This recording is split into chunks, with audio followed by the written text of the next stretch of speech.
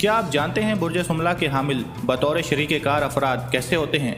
सुमला अफराद बड़े अच्छे पार्टनर होते हैं। चुनाचा शादी हो या कारोबार, दोनों में बहुत अच्छे रफीक साबित होते हैं। वो अपनी घरेलू ज़िंदगी से बड़े मुतमिन होते हैं और इस किस्म के मर्द नहीं होते जो घर के सुकून को बर्बाद कर देते हैं।